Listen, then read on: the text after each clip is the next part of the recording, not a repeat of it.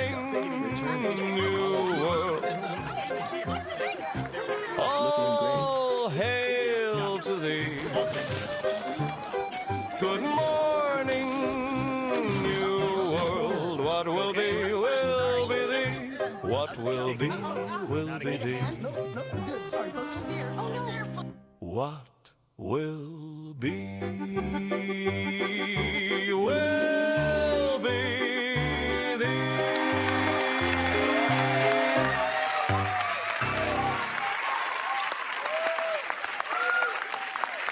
We're going to start today on this show, on the Edward and Alfred Show. We're going to start talking about the various forms of dementia, Alzheimer's being one of them, bring educational pieces to the forefront, talk about it, and start a Alzheimer's ongoing campaign here, an awareness campaign that will help, I think, a lot of folks. And also,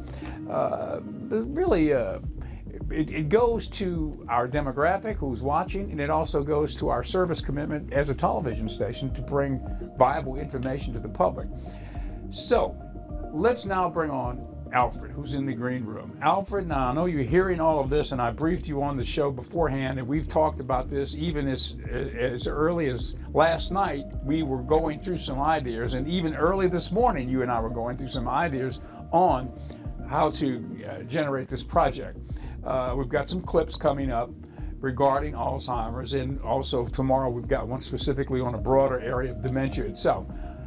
Tell us a little bit about this thing that we call Alzheimer's. What is Alzheimer's?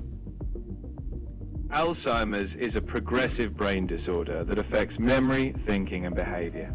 Over time, brain cells and their connections break down. While age is the biggest risk factor, it's not a normal part of aging. Early signs often show up as memory loss. Our goal is to help people recognize those signs early and know they're not alone. Has there been any breakthrough over these last years regarding the treatment of Alzheimer's, or is it something that is not treatable? There have been breakthroughs. In recent years, disease-modifying therapies have emerged that can slow progression if caught early. They target brain changes like amyloid buildup. While it's not a cure, it's a hopeful step. Plus, lifestyle still plays a big role in prevention. Lifestyle, okay. Would you expound on that? What can we do in the area of our daily living to help prevent Alzheimer's? In daily life, staying physically active, keeping mentally engaged, like learning new things, and maintaining a heart-healthy diet all make a difference. Social connections matter too. Essentially, what's good for your heart is good for your brain. Okay, so lifestyle choices. Okay, now what correlation is there between a healthy heart and dementia in general, or Alzheimer's in particular? Why is a healthy heart important? A healthy heart ensures strong blood flow to the brain. When your brain gets the oxygen and nutrients it needs, you're lowering the risk of vascular damage, one of the contributors to dementia. So keeping your heart in top shape helps keep your brain sharp. Seems like exercise would be important then, right? Absolutely. Regular exercise not only strengthens your heart, but it boosts blood flow to the brain, supports new brain cell growth, and can even improve mood. It's one of the best lifestyle choices for brain health, so a nice walk or a bit of dancing definitely counts. Okay, we'll put exercise at the top, right? Is that about, would that be correct? That's spot on. Exercise is right at the top, arguably one of the most powerful tools we have for both body and brain. So yes, we lead with that. Okay, what comes at number 2? I'd say keeping your mind active is next. Challenge yourself, learn something new, do puzzles or pick up a hobby. The brain's like a muscle. Use it and you keep it strong. So we got movement and mental stimulation at the top. Why does the mental stimulation help? Mental stimulation helps build cognitive reserves, essentially strengthening brain connections. The more you challenge your brain, the better it adapts and copes, even if some damage occurs later. It's like building a strong network, so the brain remains more resilient. Okay, exercise, keeping your mind active. So those are basically physical exercise and exercising the brain itself. Okay, what else? What would be number 3? Number 3 is a heart-healthy diet. Eating plenty of fruits, vegetables, whole grains and healthy fats like fish or olive oil supports both your heart and brain. Basically, nourish your body and you nourish your mind. Do you remember the berries we were talking about right before we came on?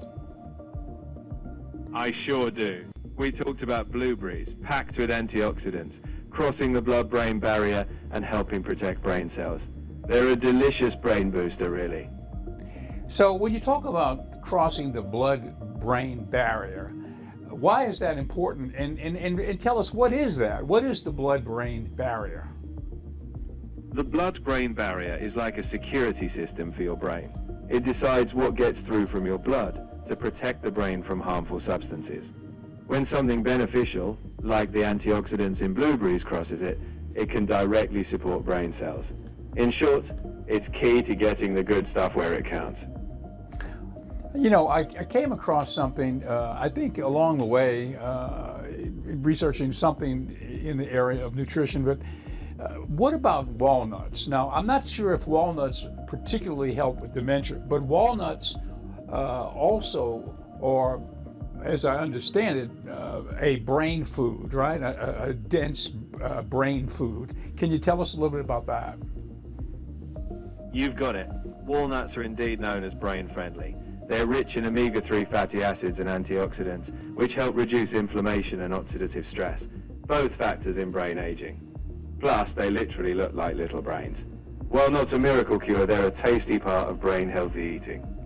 They do look like little brains. Now, is there, I read another thing at some point along the way where there's a correlation, some type of a correlation, maybe it's just an imagination of a person that wrote the article, but that there's a correlation between things that look like organs in the human and a correlation between those foods helping that particular organ. Is there any truth to that? It's a fun idea, sometimes called the doctrine of signatures historically, but it's more symbolic than scientific. While walnuts and brains do look alike, their brain benefits come from their nutrients, not their shape. So while the imagery is fun, the science is in the actual nutrition. Here's a question, I'm just curious. What about spicy foods? Things like cayenne and black pepper, red pepper, really spicy foods. What impact does that have on the brain, if any? Spicy foods like cayenne or black pepper can boost circulation and may release endorphins, giving that feel-good sensation. There's some early research on capsaicin from chili peppers and its potential anti-inflammatory effects, but no direct link to preventing cognitive decline. So while they're exciting for your taste buds, we can't claim them as brain protectors yet. What would be the top 3 brain protector foods? All right, top 3 brain protectors: fatty fish like salmon for omega-3s, berries, especially blueberries for antioxidants, and leafy greens, rich in vitamins and brain-boosting compounds.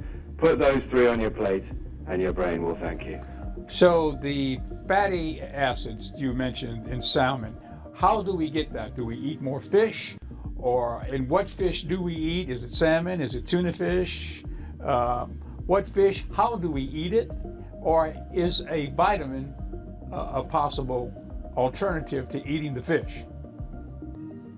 Eating fatty fish like salmon, mackerel or sardines a couple of times a week is a great way to get those omega-3s.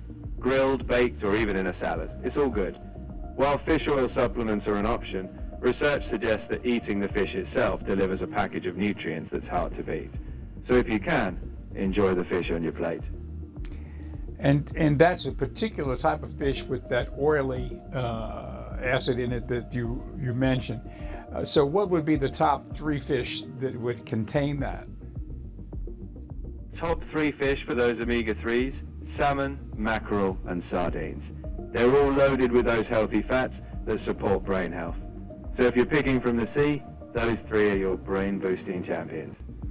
So we should be exercising, we should be eating the fatty omega-3 acids in certain types of fish. We should try to keep our mental faculties engaged by learning new things. And you mentioned earlier about relationships. And so can you expound a little bit, Alfred, on why relationships are important for your cognitive well-being? Relationships keep your mind actively engaged. Conversations, emotional connections, and social interaction all stimulate different areas of the brain. Plus, they help reduce stress and loneliness, both of which can impact cognition. In short, staying connected socially keeps your brain sharp and resilient. So today is the day we begin our journey into understanding and covering this beat. The beat is the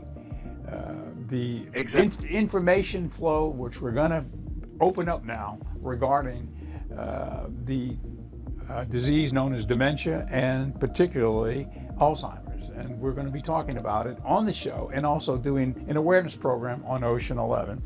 So Alfred, thank you for all of that. Good morning, New World.